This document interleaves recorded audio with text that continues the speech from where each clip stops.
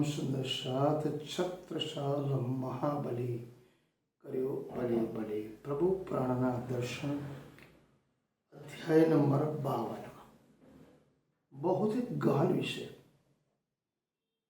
अभी तक हमने सभी परंपरा, हिंदू परंपरा, मुस्लिम परंपरा, ईसाई और गुरु ग्रंथ साहिब परंपराओं में एक ही परमात्मा अल्लाह ताला सुप्रीम ट्रूथ ऑफ गॉड और गुरु नानक एक और समय की बात की। आज हम जो बात करेंगे कुरान पक्ष की। समग्र विश्व में जो मुस्लिम परंपराएं, मुस्लिम प्रजाति है, उनका एक ही सर्वश्रेष्ठ धर्म ग्रंथ है कुरान, जिनके अंदर अल्लाह ताला खुदा ताला की बाणियां हैं, चौपाइयां हैं, हर्फ है, आयत है। कुरान मोहम्मद पैगंबर साहिब, जिसको हम नबी भी बोल सकते हैं। हिंदू परंपरा में जिन्हें ध्यान कहते हैं, योग कहते हैं, मेडिटेशन कहते हैं, हिंदू परंपरा जिसे दर्शन कहते हैं, मुस्लिम परंपरा में महराज कहते हैं।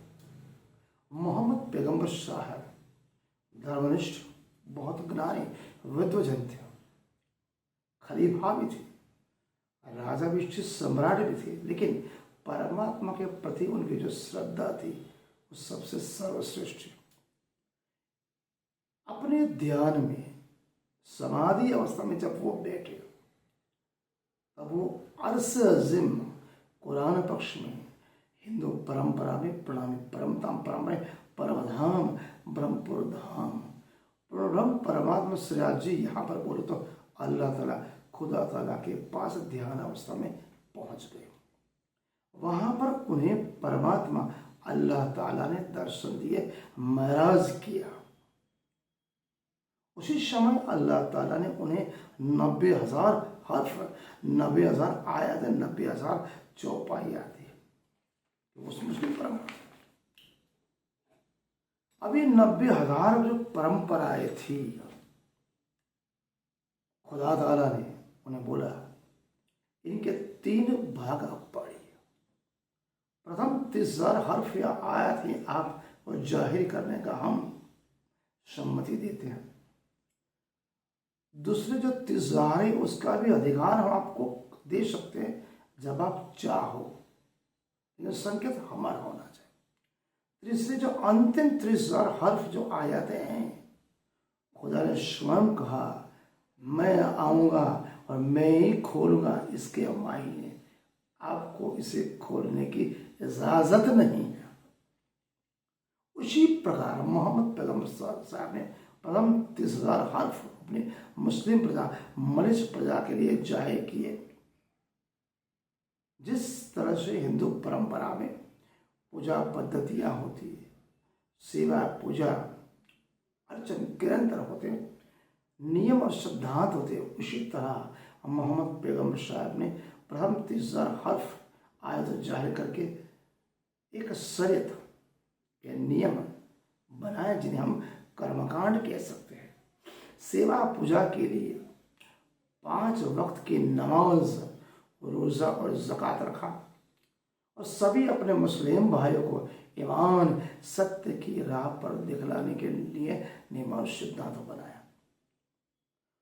बाकी के जो 30,000 हर्फ बचे, और मोहम्मद पैगंबर साहब ने बोला वो तो मैं अपने आप जाहिर करूंगा। ये अंतिम जो 30,000 हर्फ है, खुदा खुद आएगा और वही जाहिर करेगा, क्योंकि ये मेरे बस की बात नहीं है।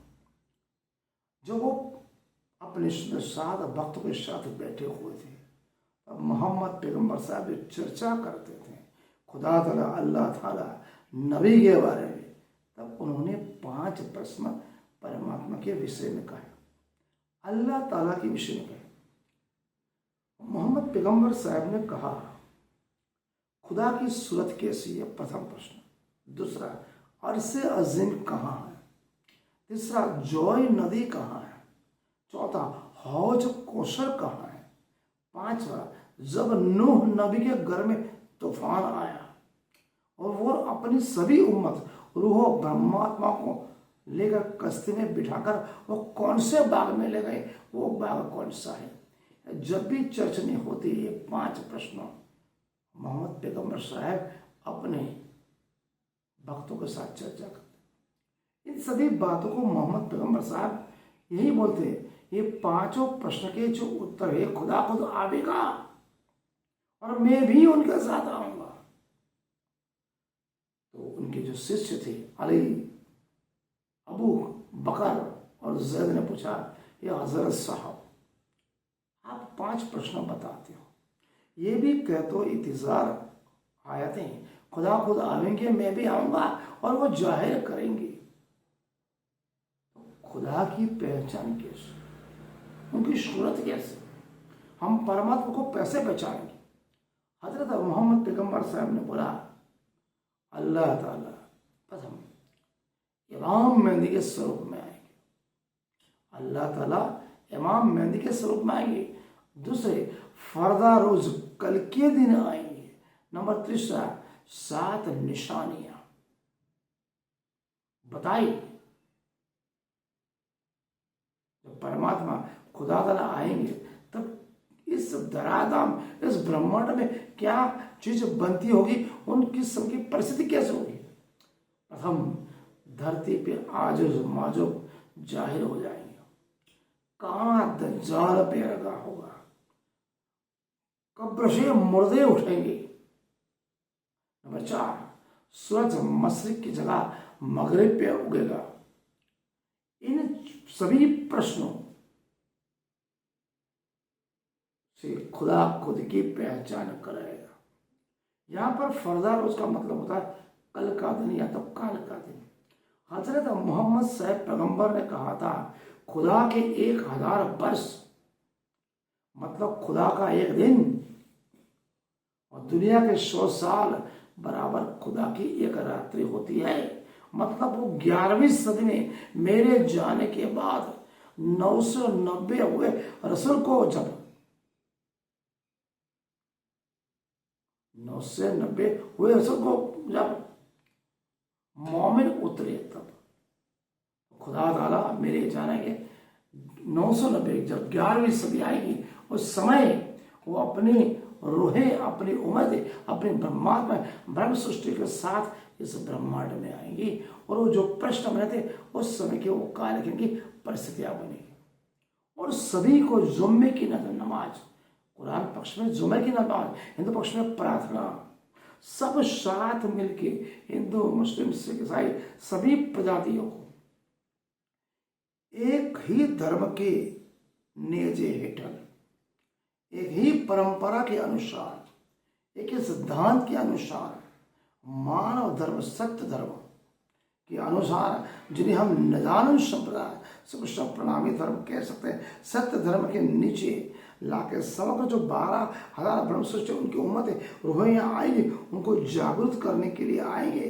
तो खुदा खुद की गवाही देगा। ये हजरत मोहम्मद पैगंबर साहब ने कुरान में कहा था। उस समय खुदा खुद न्यायाधीश बनेंगे और जितने भी मानव मात्र है उनके सभी कर्मों का वो हिसाब भी लेगा यहीं पर, इसी धराधाम, इसी ब्रह्मांड में। कुरान पाक का प्रथम जो सिपारा है अलिफ लाम मीम, मोहम्मद पैगंबर साहब ने यह भी कहा था, कुरान का जो प्रथम सिपारा अलिफ लाम मीम, उसके मायने जो भी कोई भी खोलेगा उसको आप इंसान या आदम की औलाद मत समझना, वो स्वयं खुदा ताला होगा, इमाम मेहंदी हो गए। ये सभी पार्टी नजानुन संप्रदाय के प्रभु प्राणनाथ के कुलजम स्वरूप ग्रंथ एवं उनकी प्राणनाथ की वाणी जीवन चर्चनी और कुलजम स्वरूप ग्रंथ से साबित हुई। प्रभु प्राणनाथ ही इमाम मेहदी खुदा ताला हुए। ईसाई पक्ष में सेकंड कमिश्नर का सुप्रीम ट्रूथ ऑफ गॉड हुए। गुरु नानक देव साहिब ग्रंथ में, गुरु ग्रंथ साहब में सरक्षर से पार पार पुरुष हुए। हिंदू परंपरा में विजयाभिनंदन बुद्ध निष्कलंक अवतार अक्षर पूर्णब्रह्म परमात्मा श्रीराज जी हुए। आज का विषय थोड़ा गहन था, चर्चा की। प्रणाम।